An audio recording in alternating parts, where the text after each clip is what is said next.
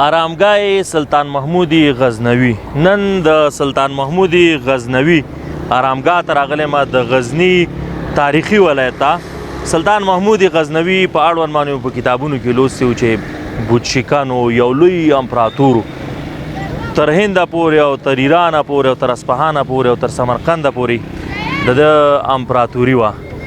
نو راځئ چې نن هغه کیسې چې موږ او تاسو د تاریخ په کتابونو کې لوستي وو یا هغه خلک چې زموږ د تاریخ نه یېرېږي ولې یېرېږي، موږ الحمدلله موږ دغسې مشران لرل، موږ دغسې تاریخي ویاړونه او افتخارات لرو. اوس خلک کوشش کوي چې دا تاریخي ویاړونه افتخارات زموږ څخه هیر کړي، خو انشاءالله تعالی د هر یو افغان همدغه دنده ده چې خپل تاریخ دا ژوندی وساتي. نو نن د سلطان محمود غزنوي مقبرې ته راغلی یم. راځئ داخل ته ورځو او د سلطان محمود غزنوي مقبره در باندې ګورمه. دغه کاکا چې دی د زیارت منجور دی، هلته یو بل قسم کیني. دوی چې دي دلته د روضې په کلي کې اوسیږي، دوی همیش دغه زیارت چې ساتي د سلطان محمود غزنوي دوی په نوبت باندې ساتي، دلته دغه ځایونه جارو کوي، نظافت یې ساتي، ټول له پاکي او صفایي کوي او دوی په نوبت درته کوي. ماشاءالله دروازه خو ډېره مضبوطه دروازه ده، ډېره نامخله. دا بند دی که نه؟ بسم الله الرحمن الرحیم. این شی صحیح شد بد شد دیگه. ها دا دروازه تا ویل څنګه صحیح حساب دی؟ د دروازې خبره خو داسې ده، په ځینو تاریخي شواهدو کې روایاتو کې راځي چې دا د سلطان محمود غزنوي د زیارت دوهمه دروازه ده. لومړۍ دروازه یې چې وه هغه د سندل له لرګي څخه جوړه وه او بیا په لومړني جنګ د افغان انګلیس کې په لومړني جنګ د افغان انګلیس کې انګریزانو هندوانو ته ورکړله. دا زموږ دروازه هغو ورکړله، هلته یې ورکړله؟ نه، دوی ویل وایي چې دغه دروازه چې ده دا په هندوستان کې د کوم سمنا دروازه وه. د سلطان محمود غزنوي چې کله په هغو ځای کې حملې کړي دي، فتوحات یې کړي دي، نو بیا هغه دروازه سلطان محمود غزنوي راوړې ده دلته. نو دا یې هغو ته ورکړله. اوس هم هلته په هندوستان کې د آګرې په کوم موزیم کې ساتل کېږي او په مغزه کې ایښې ده، خوندي ده. بلکل. او دا دروازه ته ویل چې امیر حبیب الله خان دا دروازه او دا ګمبزه چې تاسې کله ګورئ دغه ځایونه دا بیا د امیر حبیب الله خان په وخت کې د غازي امان الله خان د پلار په وخت کې دا ځایونه جوړ شوي دي او دروازه هم په هغه وخت کې ورته جوړه شوې ده. او دا بعضې رنګونه او دا خو دا رنګونه خو د په اوسو وختو کې شوي دي، دومره وخت نه ده ورته لښی. خو دا دروازه او دا زیارت ودانۍ چې ده دا تقریبا 130 کاله پخوا چې دی زمونږ خو نومونه نور خلک دي که نه، او د دې په خاطر باندې چې دی هند فتح کړی و او هغوی ته یې ډېرې سترې سترې ماتې ورکړې وي. نو زما خپله په زړه کې ډېر غټ ارمان بالکل چې دلته راشم، بالخصوص هغه کتابونو کې کوم چې لوستي دي خو د خپل نیت څخه مې اورېدلي و سلطان محمود غزنوي ته یو افغان ناغې وویلې چې ویندو رانه ګوته غوڅه کړې ده. هغه ورته ویل چې ستا د ګوتې په پوښتنه به زه د ټول هندوستان نه کوم. هماغه و چې هندوستان یې فتح کړ. خو دا داسې روایتي کیسه ده، داسې شاید او خلکو راخیستي. نو هغه صحیح معلومات به چې دي د هوتک صاحب څخه واخلو. او بس شینواري صاحب بیا هم د غزني زیارت ته ښه راغلاست درته وایم. دا د سلطان محمود غزنوي مرقه دی چې تاسې ورته ولاړ یې. نو سلطان محمود غزنوي تقریبا په 999 څخه تر 1030 میلادي کالونو مابین کې ژوند کړی دی. د اوله ځلې په هندوستان باندې حمله کړې ده، اسلامي فتوحات یې کړي دي. اوله ځلې هند فتح کړی دی. بلې، او په همداسې شکل باندې مثلا ایران، فارس، همداسې پنجاب، پاکستان او پسې راتېر شه دې خواته تر سمرقند او بخارا پورې مثلا دغه سیمه د دوی په واک کې وه، لویه امپراتوري وه.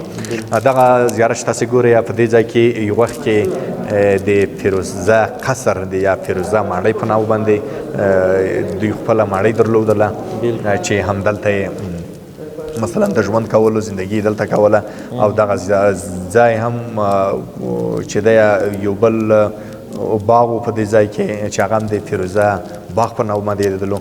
بیا تاریخي شواهد داسې وایي چې کله سلطان محمود غزنوي وفات کېدلو د خپله وصیت وکړو چې ما به د فیروزه ماڼۍ په څنګ کې په فیروزه باغ کې خاورو ته سپاره.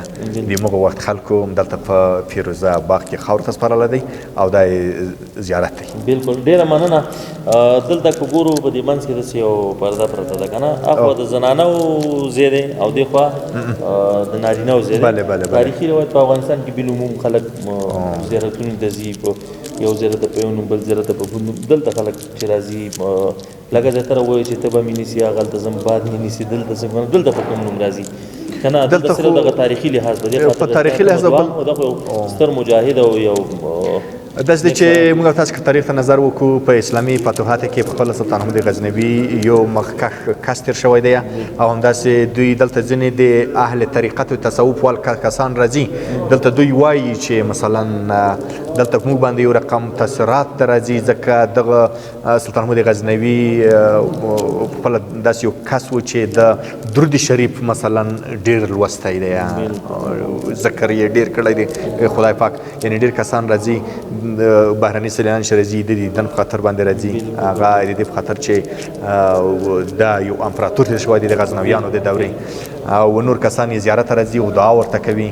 او د پردې په هغه باندې تاسو وویل چې ځینې زنانه مخلوق راځي هغه باید پردې خواته وي او ځینې کسان نارینه چې راځي دلته ذکر هم کوي حلقې هم کوي او لمونځ هم کوي جاینماز او یې خواته دغه د زیارت مناره هم تاسې نو ډیره زیاته مننه زه به ستا په خبرو باندې څو خبرو ور اضافه کړم چې لکه وختي موږ ویلې چې د غزنویانو د کورنۍ چې د دې څلېرویشت باچایان تېر شوي دي او تقریبا 150 کاله باچاهي په افغانستان کې چې دې نه وروسته بیا د غوریانو سلسله شروع کېږي د غزنویانو پسې نو سلطان محمود غزنوي چې دا اووم بادشاه او هم بادشاه 40 کاله باچاهي کړې ده 19 ځلې هندوستان فتح کړی دی او دغه فتوحات راوړي دي او د لاور چې کوم هغه کلا ده بنده هغه هم سلطان محمود غزنوي جوړه کړې ده چې اوس میراث کې بس هغو ته پاتې ده نو موږ چې چېرته تللي یو زموږ باچاهان چې چېرته تللي دي الحمدلله هلته یې د آبادۍ